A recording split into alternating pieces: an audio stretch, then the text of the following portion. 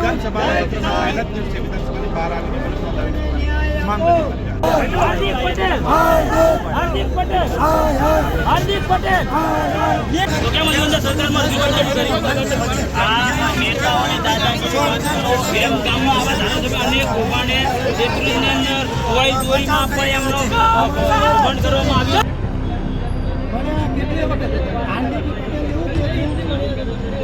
મને પૂછી દોય તમે નાગેરું લખેલી એવા ધારાસભ્ય અમારો પ્રતિનિધિ જય જવાન જય કિસાન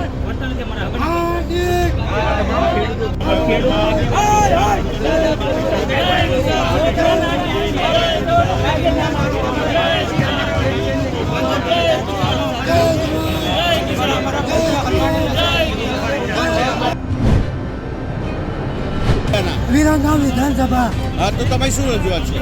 અમારી રજૂઆત એ છે કે આનો તપાસ સીબીઆઈને સોંપવાની આવે અને જે પણ કૌભાંડીઓ હોય એને કાયદેસરની કાર્યવાહી કરવામાં આવે. જય જવાન. તમારું નામ? મારું નામ છે સભાડ વિજય, વિરમગામ વિધાનસભામાંથી આવું છું. વિરોધ કરવા આવ્યા છો? શાનો વિરોધ કરી રહ્યા છો? વિરમગામ ડાંગર ખરીદ કેન્દ્રમાંથી ડાંગરનું કૌભાંડ આચરવામાં આવ્યું છે. એ માટે અમારા ડાંગરના પૈસા ફસાણા છે, માટે અમે ન્યાય મેળવવા આવ્યા છીએ. કૌભાંડીઓને પકડો. હાર્દિક પટેલે રજૂઆત કરી ખરા? હા, હાર્દિક પટેલ ધારાસભ્ય દરેક જગ્યાએ રહ્યો, હજુ સુધી અમને પૂરતો ન્યાય મળ્યો નથી. ઓકે. વિરમગામ કેન્દ્ર ખાતેથી સરકારે જે ટેકાના ભાવે ડાંગર ખરીદી, એ ખરીદીનું કૌભાંડ 31 ડિસેમ્બર 2024ના રોજ ઉજાગર થયું. ગઈકાલે વિરમગામ કેન્દ્રથી જે ડાંગર ખરીદાણી સરકારે ખરીદી, એ ખેડૂતોને પૈસા નથી મળ્યા. એટલે ખેડૂતો ગઈકાલે એટલે કે 19 તારીખે વિધાનસભા સુધી પહોંચ્યા અને દાદાની સરકારને વિનંતી કરી કે અમે તમને ડાંગર આપી છે, અમને પૈસા આપો. દાદાની સરકારે અમારી સાથે દગો કર્યો છે એવું સ્પષ્ટ એને કીધું. કોઈ સુફિયાન મંડલી નામના ભ્રષ્ટ લોકોના મોઢા જોઈને વિરમગામ દેત્રોજને માંડલના ખેડૂતોએ ડાંગર નથી વેચી. માત્ર ભાજપાની સરકાર ઉપર ભરોસો મૂકી અને ડાંગર વેચી છે અને ભાજપાની સરકાર એને ડાંગરનો ભાવ આપતી નથી, એના નાણાં ચૂકવતી નથી. એક બાજુ ડાંગર ખરીદીની વાહવાઈ લૂંટવી છે, તો બીજી બાજુ એના ભ્રષ્ટાચારની જવાબદારી નથી લેવી. ભારતીય જનતા પાર્ટીની સરકારમાં જેટલી ટેકાના ભાવે ખરીદી થઈ, કોઈ પણ જણસ હોય, એમાંની એક પણ એવી ખરીદી નથી કે જેને ભ્રષ્ટાચારનો અંજામ ન આપ્યો હોય, એમાં એફઆઈઆર ન નોંધાણી હોય, એની અંદર કંઈ બીજું ત્રીજું ના બન્યું હોય, એસઆઈટી ના નિમાણી હોય. આ ભાજપાની ડબલ એન્જિનની દાદાની સરકારની આજની ફલશ્રુતિ છે. કોઈ ખેડૂત તમને ટેકાના ભાવે જ્યારે ખરીદીની તમે એક લાલચ આપો છો, અમે તમને ટેકાના ભાવે ભાવ ઊંચો આપશું, એ લાલચમાં આવી અને ખેડૂત તમને ડાંગર વેચે છે, તો કોઈ અધિકારીના મોઢા જોઈને ખેડૂત નથી આપતો. દાદાની સરકાર ઉપર ભરોસો મૂક્યો છે કે અમને નિયત સમયે નાણાં મળી જશે, એટલે ખેડૂતોએ તમને ડાંગર આપી છે.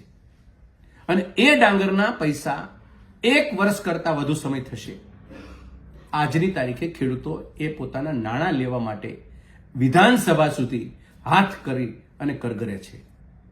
દુર્ભાગ્ય છે ભારતીય જનતા પાર્ટી સરકાર વતી જે ફલશ્રુતિ ખેડૂતને ભાગે, વિરમગામના ખેડૂતો ભાગે આવી છે. બીજી બાબત, જે ખેડૂતોએ ડાંગર જ વાવી નથી, એવા ડાંગર નથી વાવી એવા ખેડૂતો, ખોટા ખેડૂતો કાગળ ઉપર ઉભા કરી અને એના બેંકના ખાતામાં લાખો રૂપિયા અને કરોડો રૂપિયા જમા થઈ ગયા છે. આ તપાસ કરવાનું પણ આ ભાજપાની સરકારને અને દાદાની સરકારને સૂઝતું નથી. એમાંથી બારોબાર પૈસા ઉપડી ગયા. અસલ જે ખરેખર ખેડૂતોએ ડાંગર આપી છે એ નાણાંથી વંચિત છે.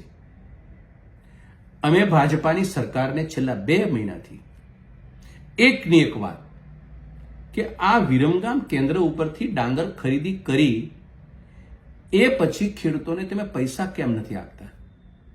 જે આરોપીઓ પકડાણા છે એ પૈકીના 3 અને 4 ફરાર છે. એ ફરાર આરોપીઓ છે એ ભારતીય જનતા પાર્ટીના આગેવાનો છે અને ભારતીય જનતા પાર્ટીના આગેવાનોને, મોટા આગેવાનો એને તરફદારી કરે છે એવું વિરમગામ, માંડલ અને દેત્રોજના ખેડૂતોએ ગઈકાલે વિધાનસભાના દરવાજા પાસે કીધું. છતાં પણ આ ભાજપાની સરકારમાં બેઠેલા તંત્ર અને સરકારી મિશનરીને શરમ જેવી કોઈ ચીજ નથી.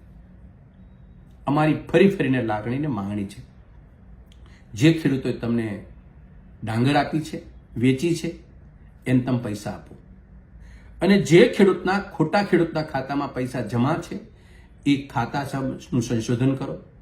એને પૈસા ઉપાડીને કોને આપ્યા હતા એને પણ સંશોધન કરો અને તમામ ઉપર પોલીસ ફરિયાદ દાખલ કરી અને એના ઉપર સખત કાર્યવાહી કરો.